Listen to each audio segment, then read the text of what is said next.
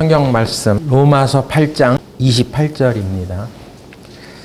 우리가 알거니와 하나님을 사랑하는 자 곧 그 뜻대로 부르심을 입은 자들에게는 모든 것이 합력하여 선을 이루느니라.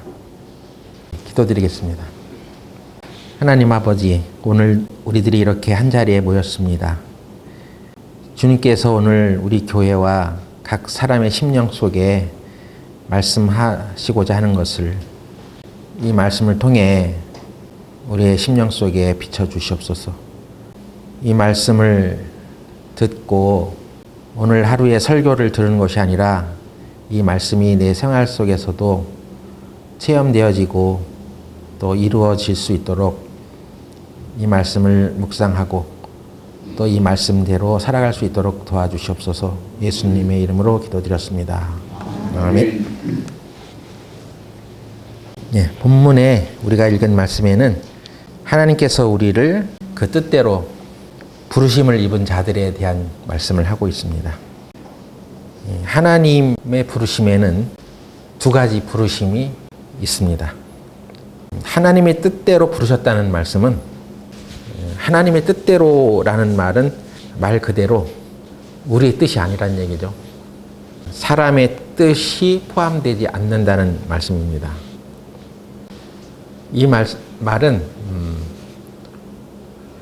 우리가 오늘 이렇게 교회 모임에 참석하고 또 신앙생활을 하고 있는데 내 뜻대로 시작한 신앙생활이 아니라 하나님 뜻대로 우리가 살아가는 모습이라고 할 수 있죠. 그런데 우리는 하나님의 뜻대로 하나님께서 우리를 부르셨다는 말씀을 잘 생각하지 않고 내 뜻대로 살아갈 때가 많습니다. 하나님 뜻대로 우리를 부르셨을 때는 하나님의 뜻이 완전하시고 완벽하기 때문에 하나님 뜻대로 우리를 부르셨다라고 말씀하시는 것입니다. 우리는 극히 개인적이고 이기적인 생각이 우리 가운데 남아 있어서 누구의 뜻대로 라는 말을 들으면 그건 나랑 상관없지 않냐. 나도 내 뜻이 다 있어. 누가 무슨 권리로 자기 뜻대로 나를 불러. 이런 생각이 들어지죠. 그래서 우리는 우리의 뜻에 맞고 우리가 생각하기에 우리의 뜻에 이롭다고 여겨질 때 그 뜻대로 움직이고 행동합니다. 부르심의 종류에는 두 가지가 있는데 첫 번째는 일반적인 부르심. 모든 사람을 하나님의 뜻대로 부르심. 그것은 우리가 받은 이 구원에 관한 얘기입니다. 우리의 행한 바 의로운 행위대로 하지 아니하고 우리 행위에 의지하지 않고 믿음에 의지한 자들을 부르셨죠. 그것이 바로 하나님 뜻대로 부르심을 입은 자들입니다. 그래서 첫 번째로 누가 하나님 뜻대로 부르심을 입은 자들이냐? 그건 구원받은 저와 여러분들입니다. 그러니까 성도라는 말은 바로 하나님 뜻대로 부르심을 입은 자들이다 라고 말하는 것입니다. 우리가 오늘날 예수님을 믿게 되고 또 하나님 자녀가 된 것은 우연히 되어진 사건이 아닙니다. 그것은 하나님의 택하시고 부르신 바가 있기 때문에 우리가 하나님의 자녀가 된 거예요. 하나님께서 아브라함을 부르셨을 때 그로 인해서 믿음으로 말미암는 구원의 역사가 이렇게 시작된다는 것을 한민족 역사를 통해서 나타내기 시작하셨고 또 하나님께서 모세를 부르셨을 때도 출애굽의 역사가 시작되었듯이 오늘날 우리들을 부르신 것으로 인해서 구원이 이루어지게 된 거죠. 하나님이 부르지 않았다면 우리는 이 자리에 앉아 있을 수 없습니다. 하나님이 부르셨기 때문에 우리가 이 자리에 함께 모여서 신앙생활을 하는 것입니다. 그래서 바울이 로마에 있는 그리스도인들에게 편지하기를 이렇게 말했습니다. 로마서 1장 6절을 보겠습니다. 너희도 그들 중에 있어 예수 그리스도의 것으로 부르심을 입은 자니라. 이것은 로마에 있는 성도들에게 바울이 보낸 편지죠. 너희들은 예수 그리스도의 것으로 부르심을 입은 자들이다. 우리가 그렇다는 얘기잖아요. 하나님이 예수 그리스도의 것으로 우리를 부르셨기 때문에 우리가 이렇게 모여 있는 것이지, 부르지 않았다면 이건 우리가 그냥 하나의 종교 생활을 하는 거 아니겠습니까? 1장 7절에 또 보면 로마에 있어 하나님의 사랑하심을 입고 성도로 부르심을 입은 모든 자에게 하나님 우리 아버지와 주 예수 그리스도로조차 은혜와 평강이 있기를 원하노라. 성도로 부르심을 입은 모든 자들은 하나님의 사랑을 입은 자들이라는 얘기입니다. 그래서 우리가 하나님의 부르심을 입은 자들에 대한 우리의 모습을 잘 생각해 보아야 합니다. 그래서 히브리서에도 보면은 3장 1절에 너희가 하늘의 부르심을 입은 거룩한 형제들아, 우리가 믿는 도리의 사도시며 대제사장이신 예수를 깊이 생각하라. 이런 말씀이 기록되어 있습니다. 예수 그리스도의 것으로 성도로 부르심을 입은 바가 되었기 때문에 우리는 하나님 자녀가 되었습니다. 그래서 우리는 하늘의 부르심을 받은 거룩한 형제 자매가 되었습니다. 근데 이런 것은, 이 부르심은 우리가 원해서 된 것은 사실 아니었어요. 우리가 태어나서 이 세상에 살면서 난 하늘의 부르심을 받아야 되겠다. 예수 그리스도의 것으로 부르심을 받아야 돼. 이런 생각이 꿈만큼도 없었죠. 그냥 이 세상에 우리가 태어났으니까 태어난 데 적응하면서 이제 살아온 것이고 우리의 뜻대로 살아가고 있었습니다. 그런데 하나님께서 우리를 부르신 것은 내 뜻은 아니었다는 얘기죠. 전적으로 하나님이 부르신 가운데 있었습니다. 그래서 우리의 부르심과 구원을 하나님으로부터 우리가 받은 것이지 우리가 원해서 된 것은 아니었다는 것을 또 30절에 이렇게 말씀합니다. 로마서 1장 30절. 우리는 비방하는 자요, 하나님의 미워하시는 자요, 능력하는 자요, 교만한 자요, 자랑하는 자요, 악을 도모하는 자요, 부모를 거역하는 자요, 우매한 자요, 배약한 자요, 무정한 자요, 무자비한 자라. 우리가 이렇게 살았다는 얘기죠. 2장 4절에 혹 내가 하나님의 인자하심이 너를 인도하여 회개케 하심을 알지 못하여 그의 인자하심과 용납하심과 길이 참으심의 풍성함을 멸시하느뇨. 그래서 하나님의 인자하심이 계속 우리를 인도해 가고 있었다는 거죠. 왜? 회개하라고. 하나님께서 오늘 이 시간부로 이 세상을 끝내실 수도 있으시죠. 그런데 왜 악이 판을 치고 마귀가 활동하는 것을 그대로 허용하시면서 이 세상을 유지시키고 계시겠느냐 하는 것입니다.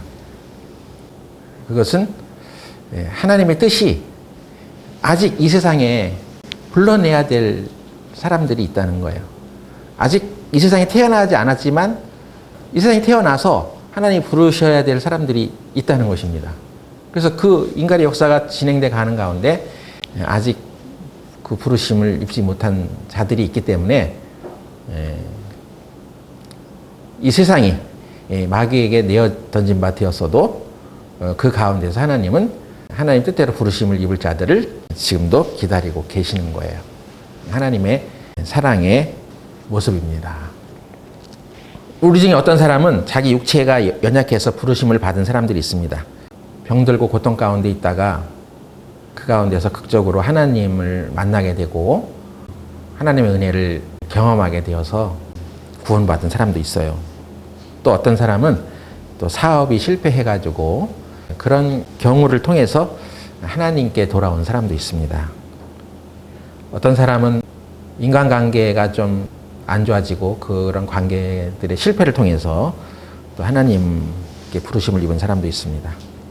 어떤 사람은 또 직접 하나님의 음성을 듣고 구원에 이르는 길을 찾은 사람도 있어요. 요즘 무슬림 가운데는요, 이 무슬림들은 그냥 하나님께 돌아오지 않습니다. 어떤 특별한 기적을 보게 될 때 자기들이 믿었던 알라가 하나님이 아니라는 사실을 깨닫고 극적으로 하나님께 돌아온 사람들이 있습니다. 유대인들도 마찬가지입니다. 그들은 웬만한 이론에는 넘어가지 않아요. 예수님이 하나님의 아들이었다는 것을 환상과 계시 가운데 발견하고 자기의 사상이 무너지면서 꿈과 환상 가운데서 예수님을 보고 회심하는 사람들도 많습니다. 그러니 어떠한 형태로, 다양한 형태로 우리가 예수님께 돌아오는데 내가 다른 사람과 같은 방법으로 하나님께 돌아오지 않았다고 해서 이상하게 생각할 필요가 없습니다. 우리가 어떤 형태로든 주님의 부르심을 받았기 때문에 우리가 이제 나를 부르신 예수님이 나를 그냥 너 일로 와 해서 부른 게 아니라 너는 예수 그리스도의 것이야. 이렇게 이제 우리를 부르신 거예요. 그것을 알고 발견했기 때문에 오늘 우리가 이 아침에 예배를 같이 드리는 것입니다. 내 인생의 주인으로 고백하고 나는 하나님 뜻 가운데서 부르심을 입었다. 이게 영적으로 이제 알아져야죠. 근데 구원을 받았다는 것을 그냥 내가 구원 받았어, 천국에 갈 수 있게 되었어, 이렇게 하고 그냥 자유롭게 살아간단 말이에요, 사람들이. 근데 우리 영 안에서 난 하나님으로부터 부르심을 받은 자라는 것을 진정으로 알았다면, 아, 나는 이제 예수 그리스도의 것이구나. 이것을 알게 되는 거예요. 그래서 물론 내가 예수 그리스도의 것이라고 하는 것을 분명한 인식하지 못하고 또 살아갈 수 있지만, 일단은 일반적으로 모든 사람들을 하나님의 부르심을 통해서 구원을 받은 것이기 때문에 그런 것을 이제 일반적인 부르심이라고 하는 것입니다. 그런데 하나님께서 우리를 부르신 것은 그런 일반적인 부르심만 있는 건 아니에요. 특별한 부르심도 있습니다. 여기서 우리가 잘 생각해야 되는데, 그것은 어떤 특별한 사람만이 하나님의 뜻을 이루기 위해서 부르신 것이라는 생각을 해서는 안 된다는 거예요. 모두가 또 일반적인 부르심을 통해서 우리가 하나님께 왔지만 모두에게 또 각각의 특별한 부르심이 주어져 있는 거예요. 근데 그것을 발견한 사람이 있고 그것과 관계없이 살아가는 사람이 있습니다. 그 일반적인 부르심에 비해서 특별한 부르심으로 우리 가운데 인식될 때 우리가 하나님부터 받은 소명을 알게 되는 거예요. 소명. 여러분은 소명이 있으세요? 하나님께로부터 받은 사명이 있으세요? 생각해 본 적이 없는데요. 그냥 이렇게 구원받고 내가 하나님으로부터 오는 이 사랑을 마음껏 누리다가 은혜를 잊고 살다가 천국 가는 것 아니겠어요? 어떤 사람은 복음을 전하는 일을 위해서 또 열심히 살기도 하고, 뭐 특별히 선교사가 되기도 하고, 또 어떤 사람들은 어떤 영역에서 하나님의 영광을 나타내며 살아가는 사람도 있는데, 그건 그런 소명을 자기가 발견했기 때문에 그렇게 하는 것이지, 저는 아직 그런 거 생각해 본 적이 없습니다. 나는 하나님께서 나에게 어떤 사명을 맡겼는지 알지 못해요. 이렇게 하면 안 된다는 거죠. 그래서 일반적인 그 부르심 속에 특별한 부르심도 함께 있는 거예요. 그래서 하나님의 소명을 받기 전에는 사실은 진정으로 하나님을 사랑하는 자라고 말할 수 없습니다. 로마서 8장 28절 다시 보세요. 우리가 이 말씀을 다시 한번 생각해 보면, 우리가 알거니와 하나님을 사랑하는 자, 곧 그 뜻대로 부르심을 입은 자들에게는 모든 것이 합력하여 선을 이루느니라. 여러분들 하나님 사랑하시죠? 하나님 미워하십니까? 하나님을 저주하고 증오하십니까? 하나님 사랑하냐고 물어보면 모든 구원받는 사람들이 다 하나님 사랑한다고 말합니다. 그 하나님을 사랑하는 자가 무슨 뜻이냐? 곧 그 뜻대로 부르심을 입은 자라고 했는데, 물론 내가 너를 위해서 십자가에서 못 박혀 죽음으로 인해서 너를 구원하였어. 그러니까 이것을 믿고 너는 구원을 받아라 하는 그 뜻에 우리는 부르심을 입었어. 근데 그것만 있는 게 아니라 그 의미 속에는 너를 예수 그리스도의 것으로 이제 부르심을 입었기 때문에 너에게 향한 하나님의 진정한 뜻이 있어. 너를 왜 이 세상에 오게 했고 너를 왜 이 세상에서 구원을 받게 했는지, 너를 부르셨는지, 너를 향한 하나님의 뜻이 있다는 것입니다. 그래서 그 뜻을 위해서 부르심을 입었다고 할 때 그걸 내가 발견했냐는 것입니다.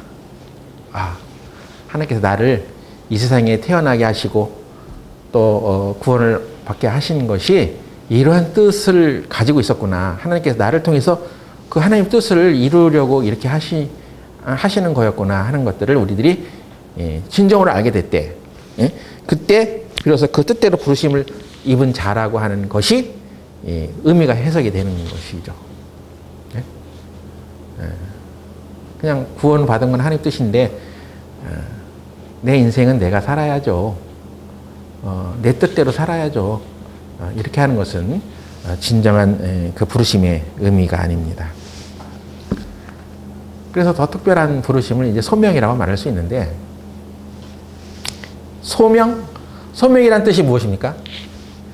소명, 너의 목숨을 불렀다는 거예요. 사명, 너의 목숨을 사용하겠다는 것입니다. 그러니까 이게 이런 말은 좀 부담되죠. 나는 내 목숨을 잃어버리고 싶지 않아요. 나는 내가 마음에 원하는 즐거움을 쫓아서 살아가고 싶지, 내 목숨을 누구에게 사용하도록 맡긴다든지 내 목숨을 불렀다는 것에 대해서는 부담이 됩니다. 근데 하나님께서는 그것을 위해서 우리를 부르셨는데요. 그렇게 생각하건 안 하고는 본인의 자유겠지만 하나님은 나에게 어떤 사명을 주셨습니다. 하나님의 뜻을 이루기 위해서 너의 목숨을 사용하겠다는 것입니다.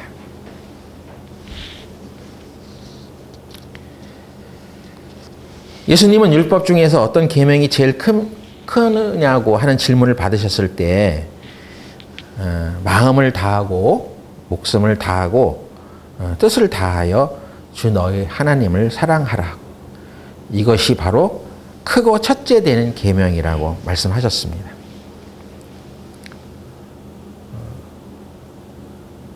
다 한다는 얘기는 다 바친다는 얘기죠. 너의 마음을 조금만 받을게. 너의 목숨을 조금만 받을게. 네 뜻을 조금만 받을게. 이런 것이 아니라 우리 마음을 다 내놔. 너의 목숨을 다 내놔. 그리고 너의 뜻을 다 내놔.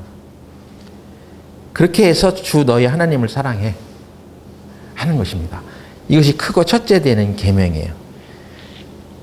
하나님의 관심은 내가 무엇을 어떻게 얼마나 계명을 많이 지켰느냐가 아니라 내가 얼마나 하나님을 사랑하느냐에 있습니다.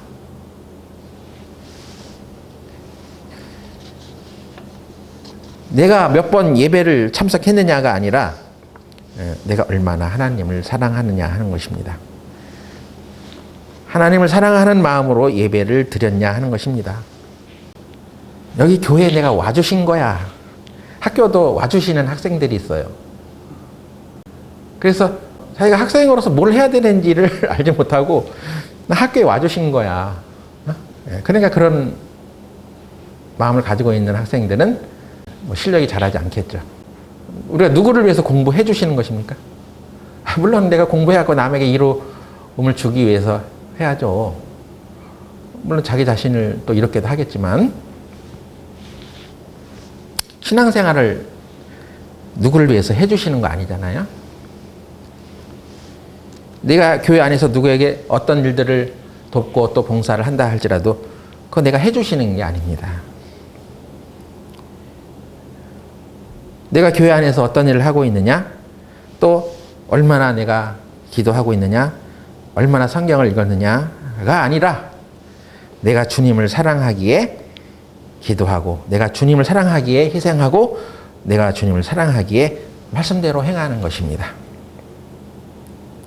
성경에 보면 주님께서 바리새인들을 향해서 이 독사의 자식들아 라고 심하게 책망하셨는데 왜 주님은 바리새인들을 그렇게 가혹하게 책망하셨을까요? 그들은 일주일에 2번 금식을 했습니다. 11조를 드렸습니다. 그런데 그런 형식만 있었지 내용은 없었습니다. 그들 마음속에 하나님을 사랑하는 마음이 없었기 때문에 그들은 심한 책망을 받았습니다.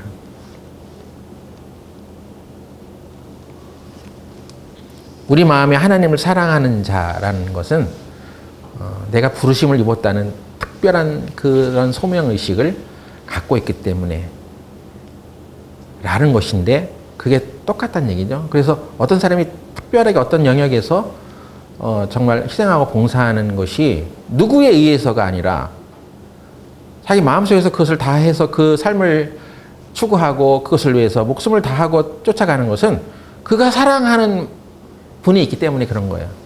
하나님을 사랑하기 때문에 그런 것입니다. 그 행동과 행위의 출처가 하나님에 대한 사랑 때문에 일어나는 것입니다. 여러분 자식들에게 좋은 것을 다 해주고 싶어 하실 것입니다. 왜죠? 내가 자식을 사랑하기 때문에 그렇습니다. 사랑하는 사이는 어떤 것을 해주어도 더 해주지 못해서 미안합니다. 그 사랑의 금이 가고 그 사랑의 균형이 깨지면 아무것도 안 해주고 싶죠. 또는 어떤 의무적으로 어떤 일들을 해나갈 수 있습니다. 그러나 그것은 진정으로 사랑하는 관계가 될 수 없습니다. 하나님을 사랑하는 자는 세상을 사랑하는 자가 아니란 얘기예요. 하나님을 사랑하는 자는 자신을 사랑하는 자가 아니란 얘기입니다. 오직 하나님을 사랑하는 자입니다. 예수님께 나왔던 두 부류의 사람이 있었습니다. 한 사람은 부자 청년이 있었습니다. 이 사람은 하나님의 법을 어렸을 때부터 잘 지켰다고 했습니다. 누가복음 18장 18절부터 볼까요? 어떤 관원이 물어 가로되 선한 선생님이여 내가 무엇을 하여야 영생을 얻으리이까? 예수께서 이르시되 네가 어찌하여 나를 선하다 일컫느냐? 하나님 한 분 외에는 선한 이가 없느니라. 네가 계명을 안 하니 간음하지 말라, 살인하지 말라, 도둑질하지 말라, 거짓 증거하지 말라, 네 부모를 공경하라 하였느니라. 여짜오되 이것은 내가 어려서부터 다 지켰나이다. 예수께서 이 말을 들으시고 이르시되 네가 오히려 한 가지 부족한 것이 있으니 네게 있는 것을 다 팔아 가난한 자들을 나눠주라. 그리하면 하늘에서 보화가 네게 있으리라. 그리고 와서 나를 쫓으라 하시니 그 사람이 큰 부자인 거로 이 말씀을 듣고 심히 근심하더라. 그리고 돌아갔습니다. 내가 어떻게 해야 영생을 얻을 수 있겠습니까? 이런 영적인 추구를 했던 사람이었음에도 불구하고 그러면 네가 하나님의 계명을 다 지켜야지. 이러저러한 계명이 있는데 그랬더니 이건 내가 어려서부터 다 지켰어요. 그래? 그러면 네가 가지고 있는 돈을 가난한 자들에게 나눠줘. 그리고 와서 나를 쫓아와. 이 말에 덜컥 걸려들었습니다. 그래서 나자빠졌습니다. 다른 계명은 다 지킬 수 있었고 어려서부터 자기가 하나님의 계명을 다 지키며 살아왔다고 했으나 네가 가지고 있는 돈을 가난한 자에게 나눠주고 그렇게 하면 네가 하늘에 보화가 쌓일 것이야. 그리고 와서 나를 쫓아와 했더니 그 사람은 돈을 사랑하는 마음이 하나님을 사랑하는 마음보다 컸기 때문에 거기서 그 영적인 추구를 멈추었습니다. 그래서 하나님께서 하나님 나라의 부자가 들어가는 것이 약대가 바늘기로 들어가는 것 같은 거야. 이런 말씀을 이제 하게 되거든요.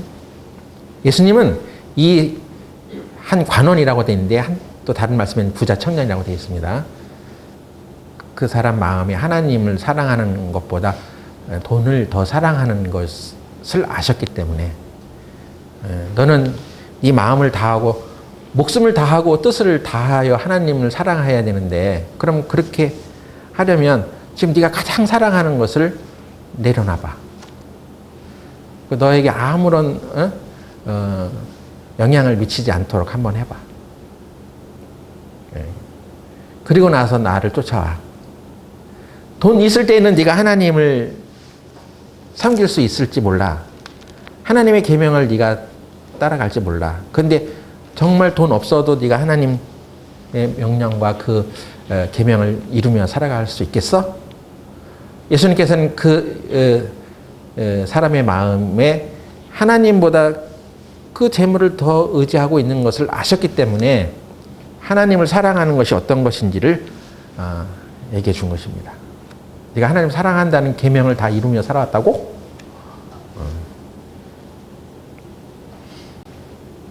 이 사람에게 이렇게 반응했는데 또 한 사람에게는 그의 재산을 가난한 자에게 나눠주라고 예수님께서 말하지 않았음에도 불구하고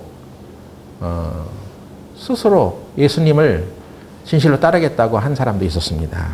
누가복음 19장 8절 삭개오가 서서 주께 여짜오되 주여 보시옵소서 내 소유의 절반을 가난한 자들에게 주겠사오며 만일 네 것을 토색한 일이 있으면 4배나 갚겠나이다. 예수께서 이르시되 오늘 구원이 이 집에 이르렀으니 이 사람도 아브라함의 자손이미로다. 인자에 온 것은 잃어버린 자를 찾아 구원하려 함이니라. 삭개오라는 사람이 구원을 받게 되는데 이 사람은 세리장이었고 당대의 부자였습니다. 예수님이 지나가신다는 소리를 듣고 이 사람 마음 가운데 영적인 추구를 하고 싶었어. 예수님을 만나고 싶었습니다. 근데 너무 키가 작아서 군중 속에 묻혀있는 예수님 바라볼 수가 없었습니다. 그래서 뽕나무로 올라가서 예수님 지나가는 것을 이렇게 보고자 했습니다. 예수님께서는 이 삭개오가 어떤 마음을 가지고 있는지를 아셨습니다. 그래서 삭개오야 내려오너라. 내가 오늘 너희 집에 유하야 하겠다. 벌써 그 집으로 들어가기를 말씀하실 정도면 삭개오에게 구원이 이루어지는 것이고 또 그가 예수님을 영접할 것이라는 것을 아셨기 때문에 그렇게 말씀하신 거죠. 근데 그 삭개오에게 이 돈 많은 부자에게 야 너 갖고 있는 재물을 다 가난한 자에게 나눠줘. 이런 말씀을 안 하신다는 거예요. 그것은 삭개오가 자기 마음속에 이 사람은 재물을 하나님보다 더 사랑하는 마음을 갖고 있는 사람이 아니라는 것을 아셨기 때문에 그에게 요구하지 않는 거죠. 이 사람은 그렇게 말 안 해도 자기 알아서 해. 하나님이 더 귀중한 분이라는 것을 알아.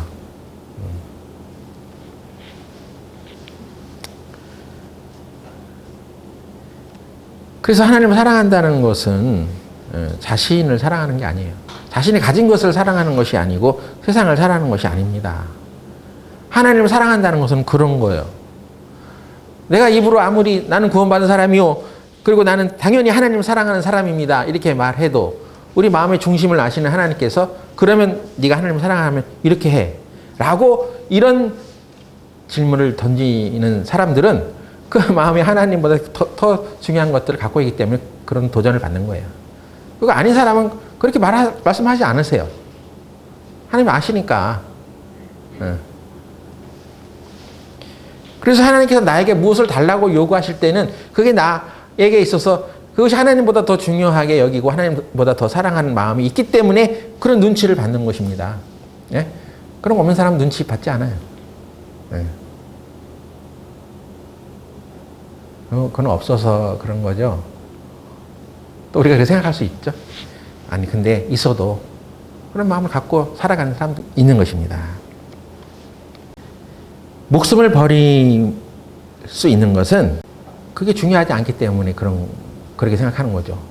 내가 이 목숨을 버림으로 인해서 더 큰 것들을 얻을 수 있다는 것을 분명히 알기 때문에 그걸 추구하는 거예요. 그렇게 사는 거예요. 우리 마음이 하나님이 주신 마음으로 바뀌고 이렇게 움직여 가는 것은 그걸 변화라고 하는데 어떤 A라는 존재가 B라는 존재로 바뀐다는 것은 완전히 달라진다는 거 아니겠어요? 근데 그 B가 된 상태가 뭔지 모르면 변화하기 어렵겠죠. 내가 그렇게 변화돼서 뭘 얻을 건데? 그렇게 돼서 나에게 이득이 뭐야? 그걸 알지 못하면 A라는 상태가 B라는 상태로 변하지 못하는 거죠. B라는 상태가 더 좋기 때문에 우리 마음속에 그렇게 바뀌어야 되겠다, 변화돼야 되겠다 하고 그걸 추구하는 거예요. 네? 하나님께서 우리에게 너는 세상을 사랑하지 마, 하나님을 사랑해, 이렇게 말씀하셨을 때 내가 세상을 사랑하는 것보다 하나님을 사랑하는 것이 더 낫다고 여겨지는 각성이 있어야지 그래 맞아 하고 이렇게 수능하는 거잖아요. 네? 아직도 나는 하나님 사랑하고 그 영적인 추구를 하는 것이 그렇게 나에게 중요한 게 아니야. 나는 이 세상이 좋고 세상에 있는 것들이 더 낫고 내가 가지고 있는 것과 내가 더 중요한데 더 소중한데 그걸 왜 바꾸려고 하겠어요? 그래서 여러분이 이 자리에 나와서 하나님의 말씀을 들으면서 계속해서 하나님의 것이 좋다는 것을 듣고 그렇게 이제 여러분이 사회생활하면서 이제 곳곳에 나가서 살아가면서 그런 것을 자꾸 이제 시도해 나가고 그렇게 움직이고 하는 훈련들을 해야 되는 것입니다. 여러분이 오늘 한번 설교 딱 듣고 이게 변화되면 참 좋겠는데 설교자가 영적인 능력이 없어서 변화되는 게 아니라 우리 각자의 마음에 하나님의 말씀을 듣고 그 변화를 시도하지 않기 때문에 그런 것입니다.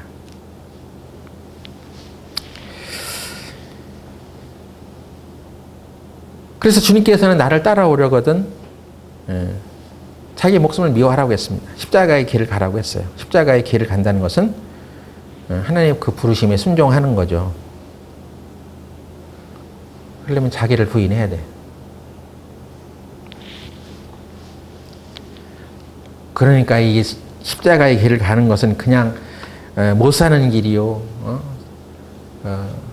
세상에 대해서 영향력이 없는 길이요, 내 것을 다 던져버려야만 되는 그 아쉬움과 미련이 남아가지고 그 십자가의 길을 선뜻 가려고 하지 않습니다.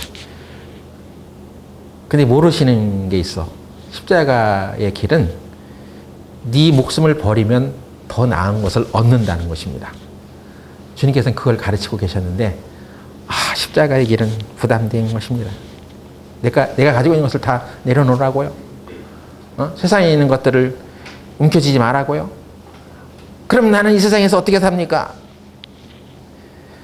근데 그 십자가라는 것은 예수님께서 그 십자가에서 이 세상에 있는 모든 형태의 저주들을 다 끊어낸 곳입니다. 모든 저주를 처리해 놓으신 곳이에요. 그래서 우리가 이렇게 살다가 잘못되어서 이게 어떻게 망할 수도 있는 그런 가능성이 전혀 없는 것이 바로 십자가의 길이라는 거예요. 오히려 십자가의 길을 따라간 사람, 그 부르심에 순종하며 간 사람들은 그 모든 저주로부터 해방되어 있는 길을 가는 거예요. 이 세상의 모든 것들에서 저주의 요소를 탁 빼버리는 곳이 바로 십자가의 길입니다. 근데 우리는 생각하기를 십자가 힘들지. 자기 자신을 죽여야 되고 내 거 내놔야 되고 내 꿈 다 버려야 되고 이런 개념으로 생각을 하는 거예요. 그래서 십자가의 길은 고달픈 길이요, 아주 그냥 가시방석이야. 그냥 우리가 받을 수 있는 모든 저주의 요소들을 예수님이 다 담당하신 곳인데 그건 거기가 더 안전한 거 아니겠어요? 근데 우리는 우리의 목숨 중요해. 이 목숨이라는 얘기는 우리 혼의 영역이라는 거예요. 혼이 느끼고 생각하는 모든 영역들. 그래서 뺏기고 싶지 않은 어떤 혼의 그 가치들. 우리가 생각하는, 이 세상에 생각하는 모든 중요한 가치들이 과연 그것이 하나님 보시기에도 가치 있는 것이냐 하는 것입니다. 그게 아니라 내 혼의 생각으로 중요하게 여겼던 이런 것들이라면 차라리 그걸 십자가의 길을 통과해 버리면 더 나은 것을 얻는다는 얘기죠. 예?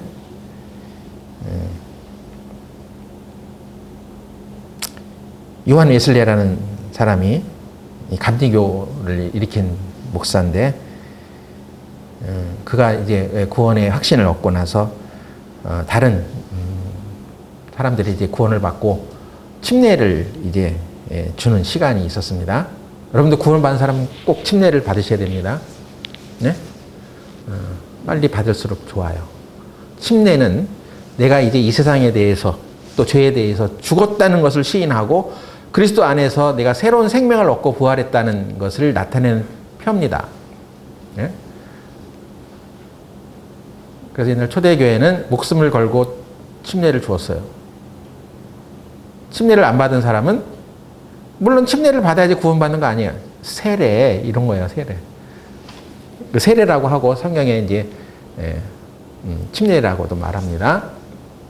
그래서 한번 물에 잠겼다 들어갔다가 나오는 그런 순간인데 침례를 안 받으신 분은 예수님께서 우리에게 부탁하신 예식이 두 가지 있어. 성찬에 참여하는 것이고 성찬식이 있고 침례식이 있습니다. 침례를 꼭 받으세요. 그게 무슨 의미냐? 그래서 나는 이제 이 세상에 대해서 죽은 자요. 죄에 대해서 죽은 자입니다. 나는 그래서 한번 심판을 받은 자입니다. 하고 물에 잠기는 것이고 그리스도 안에서 내가 다시 살아났습니다. 새 생명을 얻은 자로서 이제 부활을 했습니다. 이것을 나타내는 표요. 네?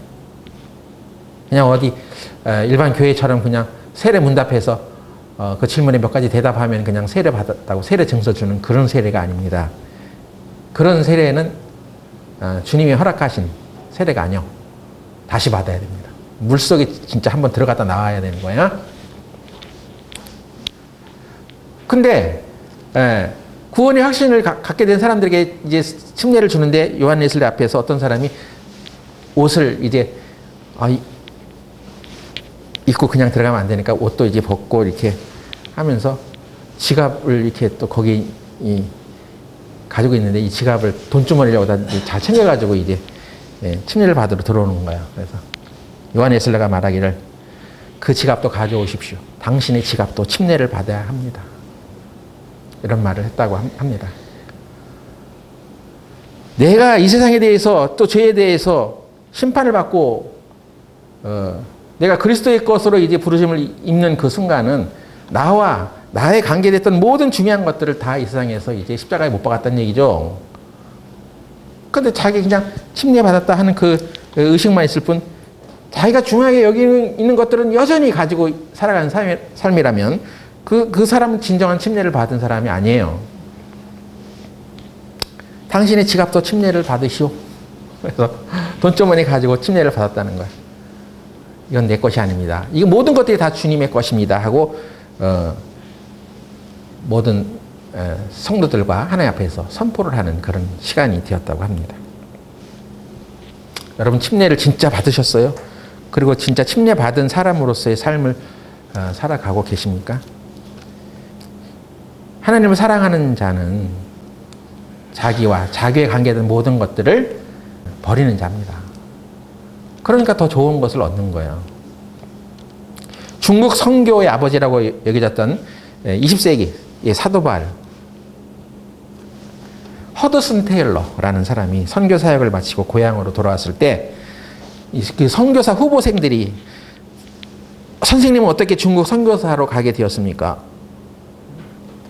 그때 허드슨 테일러가 그것은 사명도 아니고 내가 주님을 사랑했기 때문에 그렇습니다. 라고 대답했답니다. 주님을 사랑하면 사명이 저절로 생기는 거죠. 다른 사람들이 말하기를 저 사람은 저런 사명을 가지고 살아가네. 하나님은 저 사람에게 저런 일들을 맡기기 위해서 부르셨구나 하는 것을 인식하게 된단 말이에요. 그가 하나님을 사랑하는 마음이 있기 때문에 저런 일을 하는구나 하고 느낀다는 것이죠. 아무리 난 이런 사명을 받았어. 하나님께서 나를 위해서 이것을 하라고 부르셨어. 아무리 그렇게 말해도 주님을 사랑하는 마음이 없으면 그 몇 번 하다가 그냥 넘어지는 거죠. 힘들고 어려우면 그냥 던져버리는 거죠. 힘들고 어려웠을 때 그가 가지고 있는 그 반응이 그게 바로 그의 영적인 수준이에요. 신앙생활의 모든 동기는 바로 주님에 대한 사랑이어야 합니다. 그래서 시몬 베드로도 예수님께서 그를 회복시키실 때 요한의 아들 시몬아 네가 나를 사랑하느냐라고 말했습니다. 그 사랑이 동기가 되어서 이제 네가 주님의 길을 따라가려느냐 하는 것입니다. 3번 부인했던 베드로가 3번 주님께서 네가 나를 사랑하느냐 하는 그 질문을 받았던 것은 이제 네 힘으로 하는 게 아니야. 네 능력으로 하는 게 아니야. 네 뜻대로 하는 게 아니야. 오직 하나님의 뜻대로 하는 거야. 너는 하나님의 것으로 부르심을 입은 자들이야. 왜? 하나님 너를 사랑했으니까. 그럼 너도 하나님을 사랑해야 할 거 아니야? 하나님을 사랑한다는 건 뭐요? 그의 부르심의 뜻에 순종하는 거죠.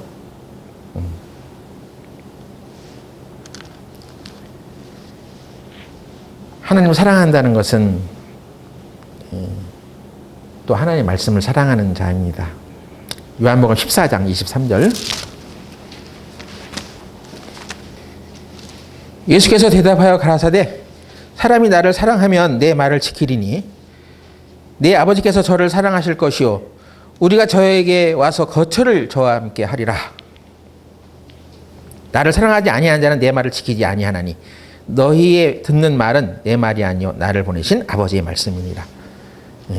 하나님을 사랑하는 자가 하나님의 부르심을 입은 자라고 하지 않았냐? 하나님의 부르심을 입은 자라면 그 사람은 당연히 내 말을 지킨다. 하나님의 말씀을 지키며 살아간다. 그리고 그 말을 듣는다 하는 거예요. 내가 하나님의 말씀을 안 듣고 살아가는 사람이라면 그 부르심에 무슨 문제가 있을까요? 예수님은 우리를 분명히 불렀지. 하나님 우리를 분명히 불렀습니다. 근데 내가 그 부르심에 순종하지 않는 거예요. 내가 하나님 사랑하는 것보다 더 사랑하는 것이 있는 상태에서는 그 부르심이 완전히 내게 이루어지지 않겠죠. 그 부르심은 남아있는데 나는 그 뜻과는 상관없이 살아가고 있다는 거 아니겠습니까? 여러분이 하나님 말씀에 순종하지 않으면 고생하지 않아도 돼요. 우리가 고생하는 것의 대부분은 하나님 말씀에 순종하지 않기 때문에 그렇습니다. 그럼 하나님 말씀이 내게 해로운 게 있겠냐는 것입니다. 이 세상에는 믿을 만한 사람이 없어요. 그래서 누구 말을 들어서 손해볼 수도 있습니다. 야, 누가 여기에 투자하면은 떼돈을 벌 수 있어 하고 그 말을 듣고 투자를 했는데 쫄딱 망하는 주식 투자자들도 많아요. 우리 혼의 생각은 그런 피해의식에 사로잡혀 있기 때문에 하나님의 말씀도 그런 수준으로 바라볼 수가 있어. 이사야 48장 17절 보겠습니다. 너희의 구속자시요 이스라엘의 거룩하신 자이신 여호와께서 가라사대 나는 네게 유익하도록 가르치고 너를 마땅히 행하는 길로 인도하는 너희 하나님 여호와로라. 슬프다 네가 나의 명령을 듣지 아니하였도다. 만일 들었다면 네 평강이 강과 같았겠고 네 의가 바다 물결 같았을 것이며 축복이 이렇게 임했을 것인데 안타깝다 이런 얘기죠. 우리 하나님은 우리가 유익하도록 가르치시는 분이고 우리가 마땅히 행할 길로 인도하는 하나님이시라고 하셨습니다. 하나님의 속성이 이렇단 말이에요. 그러니까 우리가 하나님 말씀대로 살아서 손해볼 거 없다는 거예요. 복을 받으면 더 받는 것이지 형통하게 되면 더 형통하게 되는 것이지 손해나는 일이 없단 말이에요. 근데 우리 당장에 우리 혼의 생각으로 아니 내가 그렇게 하나님 말씀대로 살아가지고 더 손해나는 거 아니겠어. 이런 생각이 있기 때문에 선뜻 하나님 말씀대로 살지 못하죠. 그래서 우리가 우리 생각을 버리고 하나님 말씀과 그 규례대로 이제 우리가 살아가야 되는데 그렇게 하려면 우리 마음이 새로워지지 않으면 그렇게 될 수 없는 거 아니에요. 예? 로마서 12장 1절 보겠습니다. 그러므로 형제들아 내가 하나님의 모든 자비하심으로 너희를 권하노니 너희 몸을 하나님이 기뻐하시는 거룩한 산 제사로 드리라. 이는 너희 드릴 영적 예배니라. 여기 너희 몸을 하나님이 기뻐하시는 거룩한 산 제사로 드리는 이야기는 너희 몸뚱아리를 교회 예배당에 옮겨놔 하는 얘기가 아니에요. 여러분 몸이 여기 와 있을 수 있지만 이 몸 안에는 몸이라고 표현된 이 말은 우리의 혼과 몸을 함께 포함하고 있는 것입니다. 영적인 요소야. 영이야 이미 하나님께 드린 바 되었고 우리 영은 안전해요. 인간은 영과 혼과 몸으로 되어 있는데 인간의 3분의 1, 영은 완전합니다. 흠이 없어. 그 영역 안에서는 죄도 일어나지 않아. 문제는 혼과 몸이죠.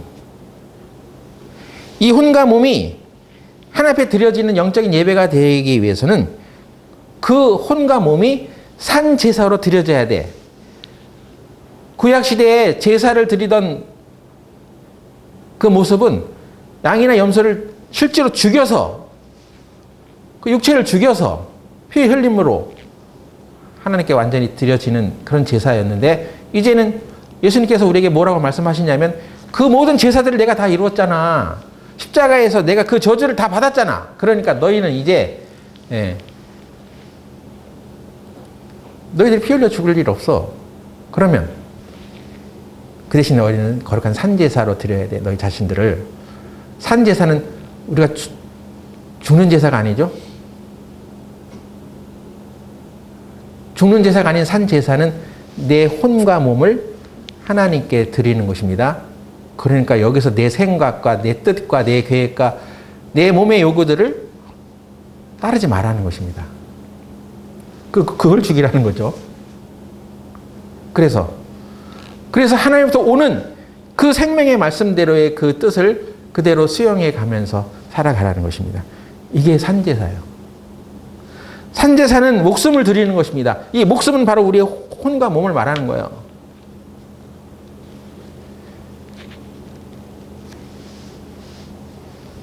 근데 로마서 12장 2절에는 어떻게 해야지 그런 상태가 될 수 있는지를 우리들에게 친절하게 가르쳐주고 있습니다. 12장 2절 너희는 이 세대를 본받지 말고 오직 마음을 새롭게 함으로 변화를 받아 하나님의 선하시고 기뻐하시고 온전하신 뜻이 무엇인지 분별하도록 하라. 이게 산제사를 이루어가는 생활이에요. 이렇게 해야지. 그러니까 사실은 로마서 12장 2절을 먼저 수행해야지 로마서 12장 1절을 이루어가는 것입니다. 하나님께서 이 성경을 기술할 때 태초에 하나님 천지를 창조하시니라 딱 결론을 딱 내려놨어. 그 다음에 그럼 어떻게 천지를 창조할게? 그걸 짧게 기술하잖아요. 자세히. 그래서 그 기술된 내용을 쭉 보면서 우리로 하여금 하나님께서 천지를 이렇게 창조하셨구나 라는 결론을 스스로 내리게 해놨단 말이에요. 그러면 우리에게 너희가 하나님께 드려질 거룩한 산제사로 너희를 드려 했을 때 이걸 먼저 우리가 수행할 수는 없는 거 아니에요. 이건 그냥 결과를 지금 얘기해 놓은 것입니다. 결론을 거룩한 산제사로 드리라는 얘기는 우리를 예배당에 우리 몸을 갖다 놔. 기도해, 성경 봐 하는 이런 종교적인 어떤 노력 또는 우리 육신의 어떤 행위와 관련된 모든 요소들을 말하는 게 아니에요. 생각이 문제란 말이야. 혼의 생각. 너는 이 세대를 본받지 마라. 마음을 새롭게 해. 마음을 새롭게 한다는 얘기는 그 마음이 어디 영역에 있냐면 이 마음이라고 하는 것은 생각이라고도 번역할 수 있는데 구체적으로 헬라어에 이 누스라는 단어로 써 있어요. 누스, 마인드, 마음. 어느 영역의 마음이냐? 여러분 영도 마음이 있어요. 예? 영도 다 고통하고 생각하고 느낍니다. 우리 혼도 생각하고 느끼고 또 어떤 의지를 가져. 그래서 이 혼의 영역에서의 마음을 말하는 거예요. 인간은 영적인 요소가 빠지면 짐승처럼 살 수도 있어요. 그래서 우리 혼의 영역이 마음을 새롭게 해야 된다는 거예요. 그 영역이. 그래서 여기 영적인 영역이 있고 여기 혼적인 영역이 있는데 어떤 사람은 그걸 표현하기를 이 수도관 파이프가 있는데 그걸 이렇게 이렇게 조절하는 밸브가 있을 수 있잖아요. 그럼 조절 밸브를 틀어야지 이게 흘러가는 거예요. 영은 무진장. 하나님의 그 모든 속성들을 담고 있기 때문에 자원이 고갈되지 않죠. 근데 우리 혼에 의해서 다 자원이 고갈돼. 우리는 없어. 우리는 못해. 우리는 생각들이 다 우리 혼의 영역에서 이루어지는 거야. 그럼 혼의 영역에 있는 생각을 가지고 어떻게 일을 해나갈 수 없어. 이 세상의 일들을 다. 그때 우리 하나님이 능력으로부터 온 그 영의 영역들을 받아야 되는데 그렇게 하려면 이 파이프를 열어야지.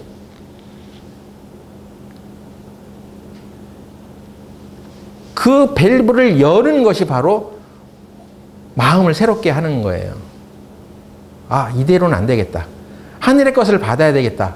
라고 마음을 먹고 그 밸브를 트는 순간에 영으로부터 오는 모든 것들이 우리 혼의 영역으로 쏟아져 들어오기 시작하는 것입니다. 그래서 그게 마음을 새롭게 하는 거예요. 그 마음을 새롭게 하려면 그 무한한 영적인 소스를 내게 가져오게 하는 그 과정들을 해나가야 되잖아. 아무리 극기 훈련을 한다고 새로워지겠습니까? 네? 아무리 새벽기도 열심히 나와보세요. 새로워지나? 아무리 성경을 보세요. 새로워지나? 아, 물론 성경을 많이 보면 새로워진다는 그런 전제가 있어요. 근데 그냥 의미 없이 새로워지는 게 아니에요. 하나님으로부터 오는 모든 것들이 선하다는 인식을 확실히 하고 그 생각을 받아들이는 과정들을 겪지 않으면 영적인 곳에 있는 그 모든 풍요들을 우리가 맛볼 수 없습니다.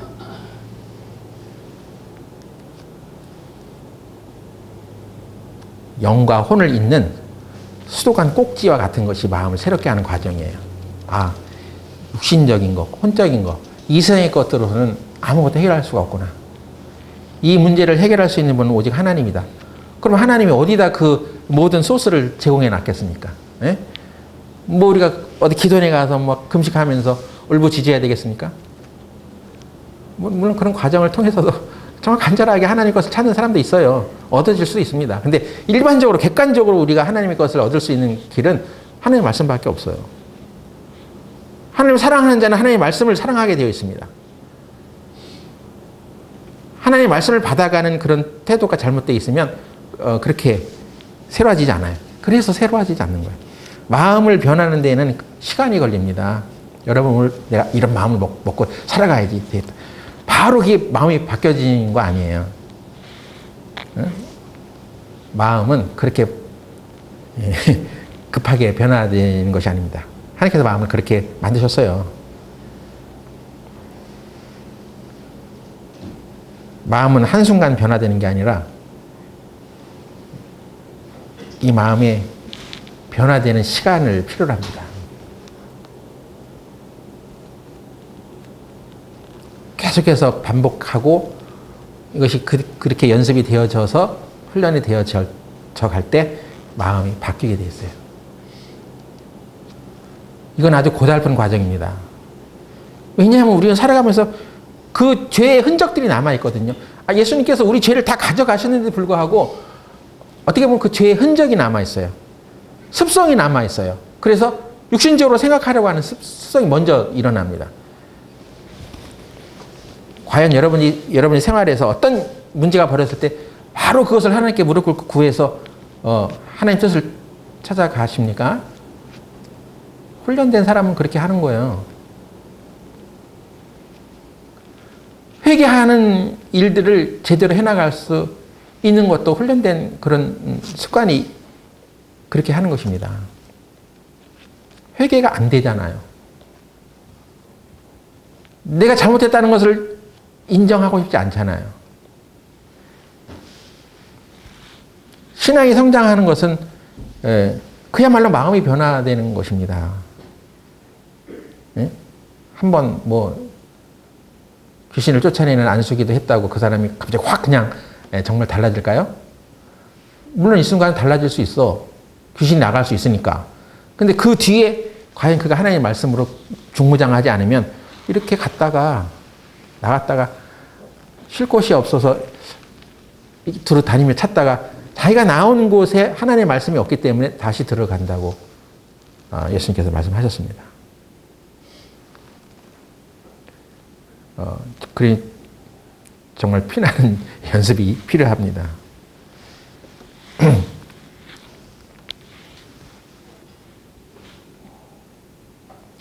하나님이 원하시는 것은 한 사람 한 사람이 하나님의 말씀을 자기 스스로 마음에 담고 심고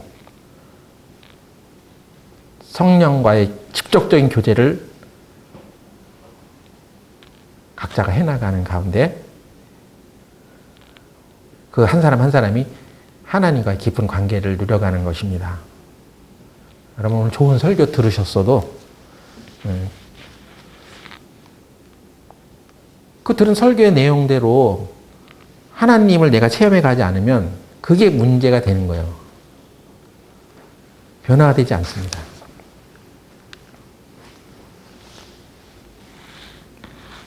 사도 바울이 여기 와서 설교해가지고 좋은 말씀을 전해줬다 하더라도 사역자가 하는 일은 그냥 말씀 가르쳐주는 것뿐이에요. 사실은. 그럼 그 말씀을 가지고 자기가 자기 생활에서 깊이 교제해야 되는 것은 자기 자신 아니겠어요? 그 들은 말씀, 그 전달받은 하나님의 말씀을 내가 어떤 상황에 처해졌을 때 그걸 적용하느냐 하는 거죠. 그때 바로 수도꼭지 트냐 하는 거예요. 그런데 우리는 어떤 일들을 당했을 때 그렇게 하는데 익숙하지 않아요. 여러분 직장 옮길 때 그게 과연 하나님의 뜻인지 물어봤어요? 하나님이 지금 나에게 어떤 일들을 주어가지고 이 상황에서 어떻게 일을 하시는 것인지를 물어봤어요? 그냥 회사에서 월급 안 줘. 나에게 그냥 힘든 일을 시켜. 그래서 그냥 참을 수가 없어. 또는 회사 동료들과 모욕적인 어떤 것을 느꼈어. 그 기분 좋아? 안 좋아? 기분 나빠? 그래서 그만두는 거예요, 그냥. 그래서 또 다른 직장 찾고. 근데 하나님께서 그런 상황을 연출시켜서 그로 하여금 어떤 훈련을 하게 하시는지 누가 알아요? 그 상황을 견디고 그 시험과 그 순간을 테스트 견디고 통과하면 더 큰 것을 주실지 누가 알아요?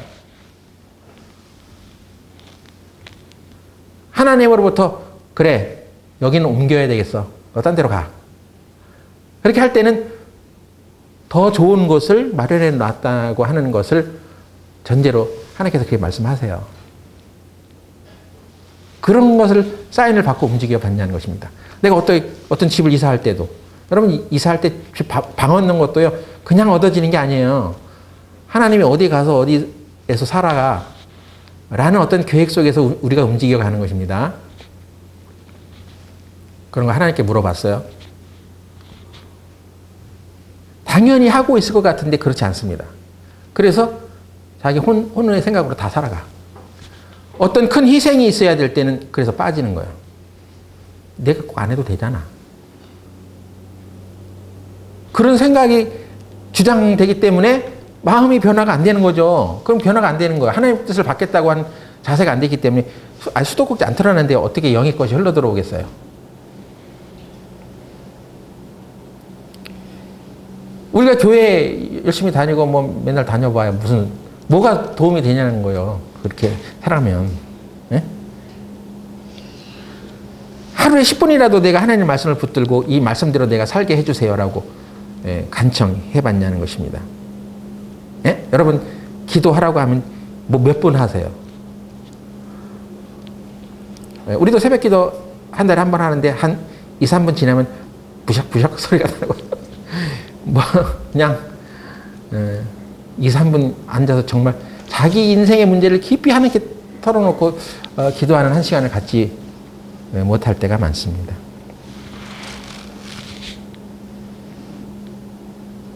자기가 직접 하나님께 묻고 하나님과의 깊은 교제를 누려가는 것이 신앙생활이에요.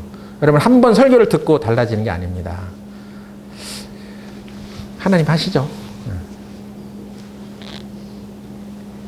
하나님의 말씀이라는 그 놀라운 능력이 우리 가운데 실제로 나타나려면 그 마음이 한 사람 한 사람의 마음에 심겨졌을 때만 효력이 있습니다.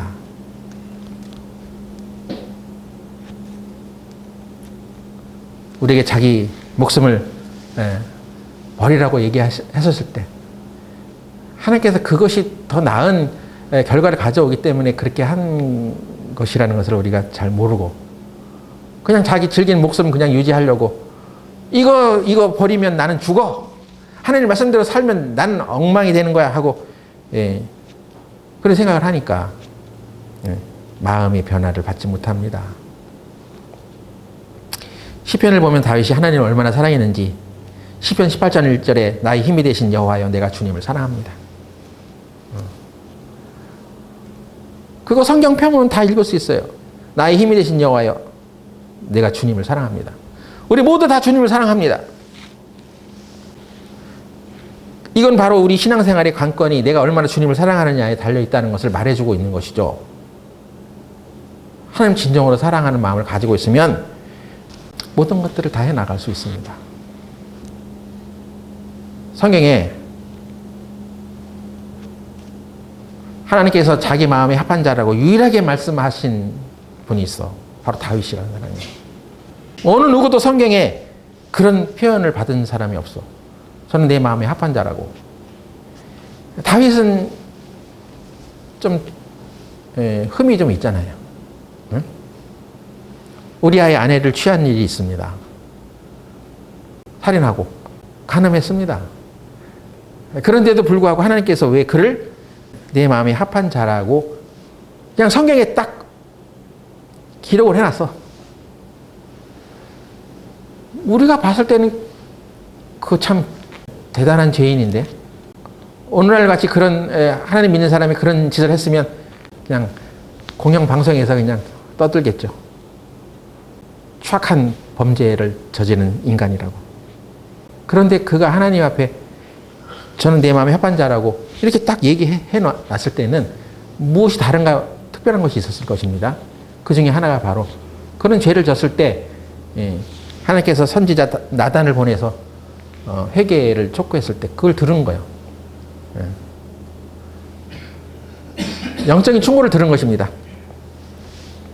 나단의 말을 들은 것이 아니라 나단을 통해서 들려진 하나님의 말씀을 들은 것입니다.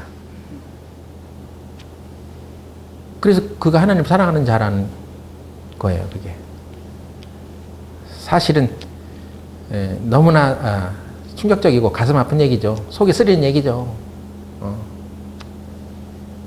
그리고 기분 나쁜 얘기입니다.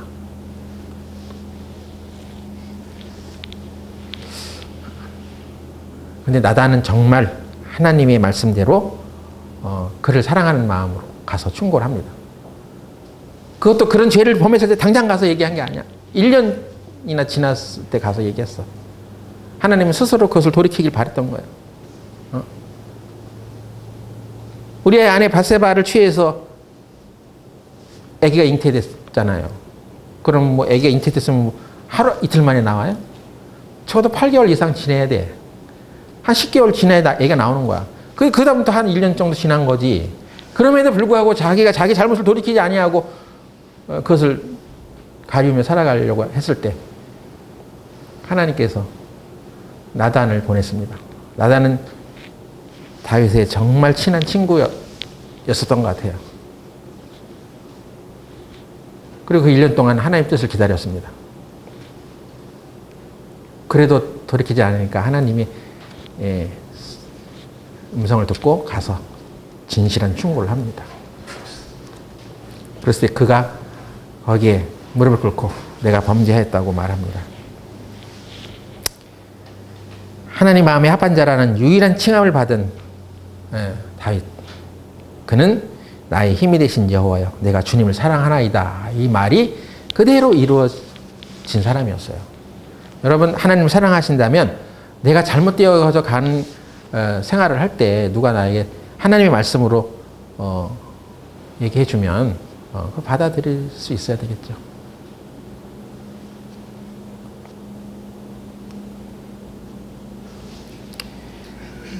그 마음이 변화되는 것이 바로 내가 하나님의 것을 받아들이겠다고 하는 마음으로 돌아서는 것. 이것이 진짜 산 제사예요. 네?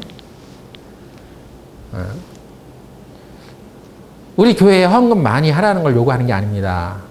이 교회에 빠지지 말고 참석하라는 것을 요구하는 것이 아닙니다. 아무리 그렇게 하며 살아간다 할지라도 마음이 새롭게 되지 않았는데 여전히 나는 하나님보다 내가 더 사랑하는 것들이 많은데 그러면 우리 마음은 바꿔지지 않아요. 마음이 바뀌어지지 않으면 하나님의 것을 받아들이겠다는 것을 마음에 정하지 않으면 거룩한 산제사를 드릴 수 없습니다. 이것이 너희의 드릴 영적 예배니라. 영으로부터 모든 것을 다 흡수하는 그런 삶을 살 수 있잖아요. 여러분 더 잘 될 것입니다.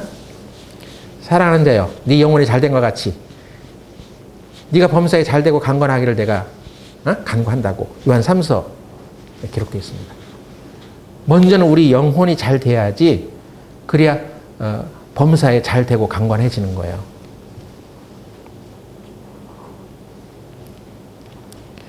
그리고 하나님을 사랑하는 자는 마지막으로 요한일서 5장 보고 마치겠습니다.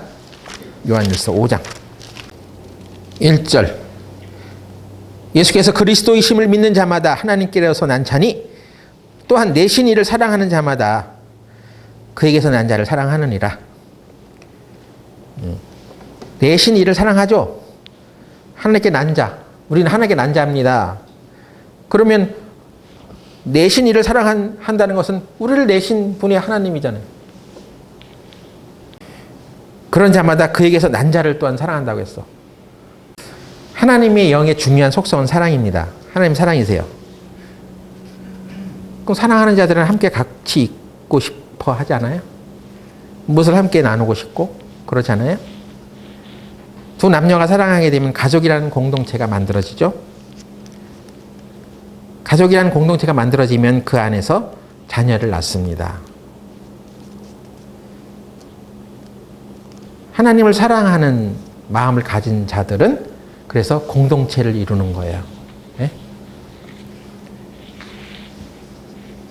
이것이 하나님의 영의 속성이에요.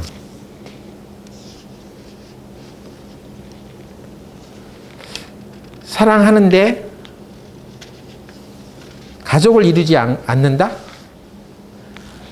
그건 무슨 관계예요? 네? 그냥 엔조이 하는 관계예요? 사랑하면 가족을 이루고 가족을 이루면서 가족 공동체가 형성이 되죠. 그래서 하나님의 사랑을 깨달은 사람들은 공동체 안에서 살아가게 되어 있어요.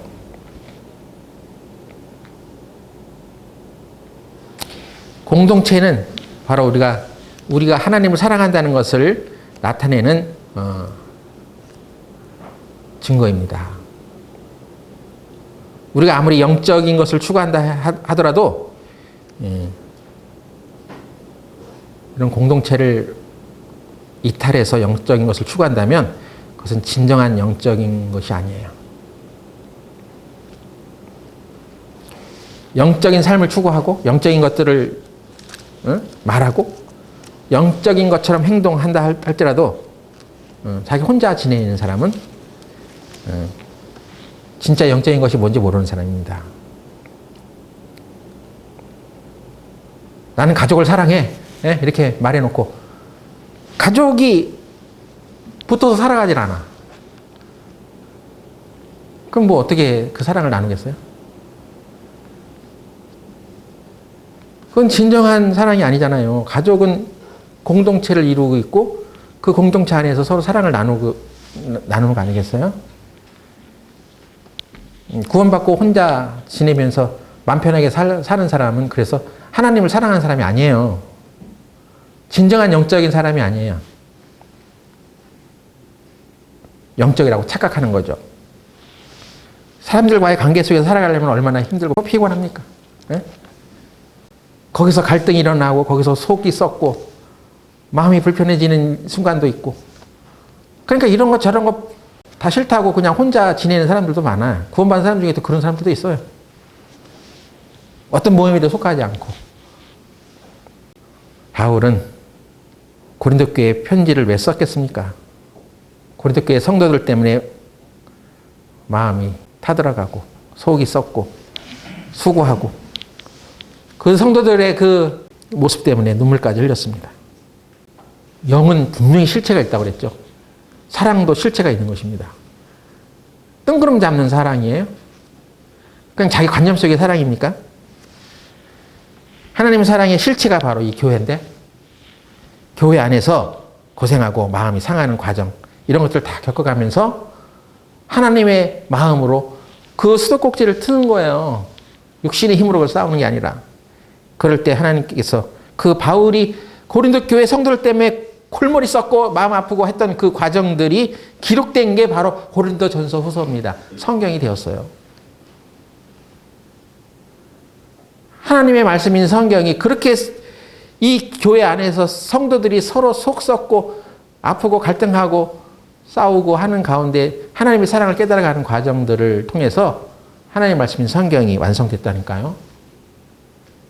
이것이 영적인 거예요. 사람과 섞이기 싫으면 그냥 산속으로 들어가세요. 자기 혼자 영적이라고 착각하고 살아가는 거예요, 그것은. 그리고 영적인 고아가 돼서는 안 됩니다. 그래서 하나님이 우리를 내셨잖아요. 하나님의 말씀으로 우리를 낳으셨습니다. 그 낳게 한 과정들이 있어요.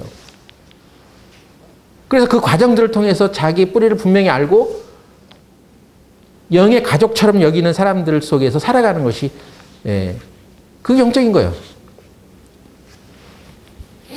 신앙생활 하는 가운데 보면 영적인 고아들이 있어. 자기가 어디서 태어난지도 몰라. 가족이 없어. 그러면 그냥 고립된 삶을 사는 거예요, 그냥. 하나님께서 우리에게 주시는 사랑하는 사람들 안에서 누리는 특권들을 누릴 수 없습니다. 하나님께서 우리를 그 사랑하는 자는 하나님 뜻대로 부르심을 입은 자들은 모든 것이 합력하여 선을 이룬다고 하셨잖아요. 우리 앞에 이제 신앙생활 하면서 여러 가지 힘든 일도 생깁니다. 여러분 찬송가 중에 태산을 넘어 홍곡에 가도 빛 가운데로 걸어가면 태산을 넘어 홍곡에 가도 그래 어려움이 우리에게 있어 라고만 생각을 했었는데 최근에 어떤 자료들을 보다가 그 가사가 어떤 가사냐면 태산을 넘었는데 헝곡이 왔어.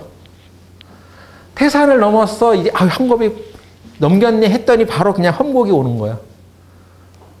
그때 우리가 신앙생활 할 수 있겠어요? 아니 나 예수 믿고 좀 편한 줄 알았는데 태산을 넘었더니 험곡이 와. 그래도 빛 가운데로 걸어가면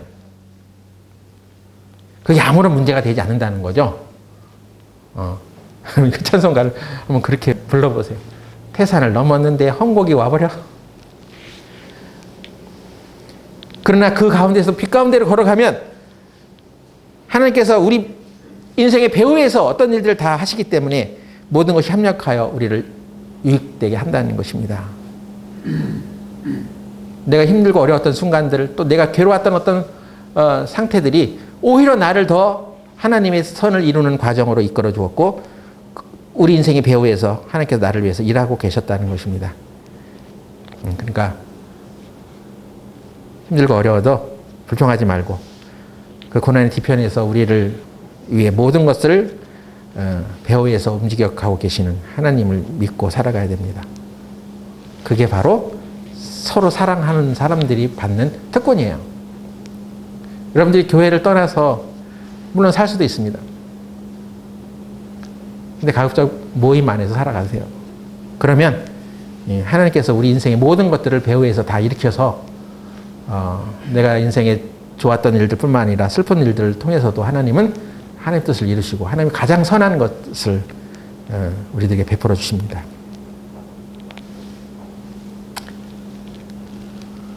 하나님께서 우리를 부르셨을 때 우리가 하나님을 사랑하라고 부르셨습니다. 그래서 오늘 하나님이 우리를 부르신 것이 그냥 나 혼자 잘 먹고 잘 사는 그런 삶을 위해서 부르신 것이 아니라 하나님을 사랑하는 자로 부르셨다는 것, 그리고 사랑하는 것이 구체적으로 어떤 것인지를 함께 살펴봤습니다. 여러분이 영의 것들을 잘 받아들여서 우리 앞에 놓여진 어떤 불가능한 일들, 좋지 않은 일들 가운데서도 하나님은 역사하시고 하나님이 가장 좋은 것들을 우리에게 주신다는 것을 깨달으시기 바랍니다. 기도하고 마치겠습니다. 하나님, 오늘 우리는 하나님의 부르심을 입은 주의 자녀들이 우리를 지옥에 보내지 않는 일로만 부르신 것이 아니라 하나님의 사랑을 서로 나누며 하나님이 우리에게 향하신 그 구체적인 계획과 뜻이 있기 때문에 부르셨다는 것을 살펴보았습니다. 오늘 이 자리에 참석한 우리 교회의 모든 성도들이 한 사람 한 사람 분명히 하나님께서 분명히 부르신 계획과 뜻이 있는 줄 압니다. 그 뜻을 추구하고 그 뜻이 자기 가운데, 자기 인생 가운데 나타날 수 있도록 하여 주시옵고, 또 그 뜻을 찾아가는 성도들이 되게 하여 주시옵소서. 예수님의 이름으로 기도드렸습니다. 아멘.